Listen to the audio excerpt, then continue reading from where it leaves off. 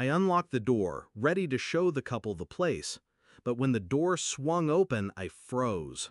My sister and her fiancé stood in my living room, barefoot, mugs in hand, like they owned the air itself. "Oh, hey," she said casually. "Mom said we could stay here for a while." I looked at her, then at the strangers behind me, the tenants I had lined up. And in that split second, I understood. This wasn't an accident. It was an ambush dressed as entitlement. Hashtag. It wasn't always like this. As kids, I covered for her. I cleaned her messes, shielded her from consequences.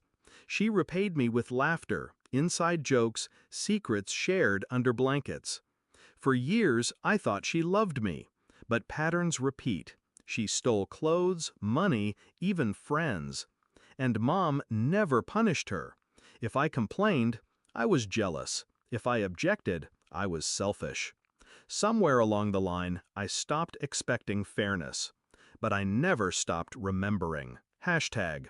The first hint came weeks before. I had mentioned casually to Mom that I was thinking of renting out my apartment, make some income while I stayed elsewhere for work. Her response had been oddly dismissive. "Oh, don't rush. Maybe family could use it." I should have heard the warning in her tone, but I wanted to believe it was nothing. Then, suddenly, my sister's name started showing up on bills. A water bill forwarded to her email. A suspicious call from the utility company asking to confirm the new resident. I didn't confront her, not yet. I let her think I was blind. Hashtag. See, the old me would have screamed, begged for respect, demanded answers. But I've learned, they only win when I react. So I didn't. Instead, I called my lawyer.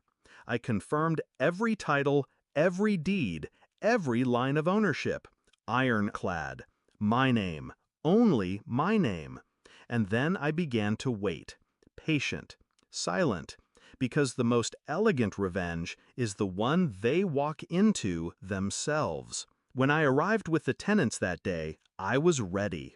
My sister smirked, lifting her mug like a toast. "Sorry you didn't get the memo. We're already settled." Her fiancé added, "Yeah, it's better this way. You don't need the money. We do."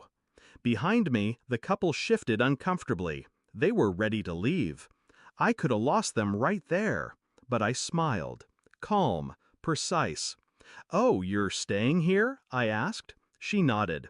Mom confirmed it. That word, confirmed, was my trigger. I pulled out my phone.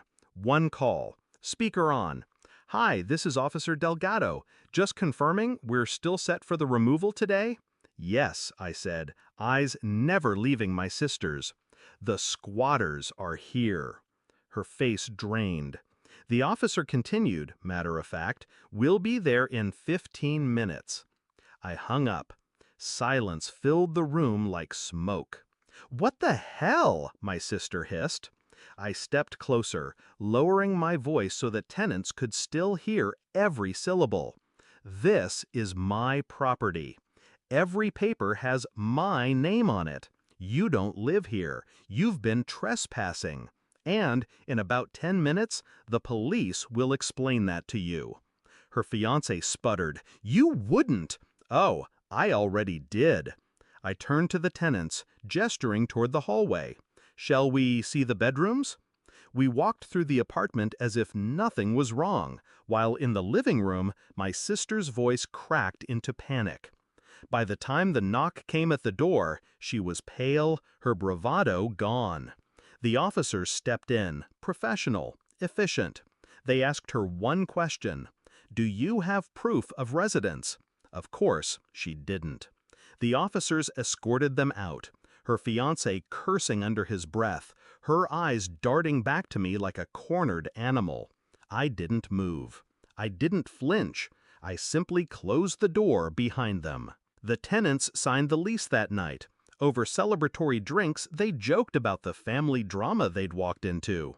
I laughed with them, but inside, I was silent. Silent and satisfied. Because my sister thought she had allies. She thought she had mom. She thought entitlement could override law. But entitlement collapses the moment it meets preparation. And the best part? I never raised my voice. Never threatened. I just let reality do the cutting. Now, whenever my mother calls to smooth things over, I don't answer. Whenever my sister rants in half-baked texts, I leave her on red. They wanted me to play the role of the quiet one, the accommodating one. So I stayed quiet. I stayed accommodating. Until it was too late. Final thought. I didn't evict them with rage. I evicted them with paperwork. And nothing is colder. Nothing is sweeter than revenge signed, sealed, and legally enforced.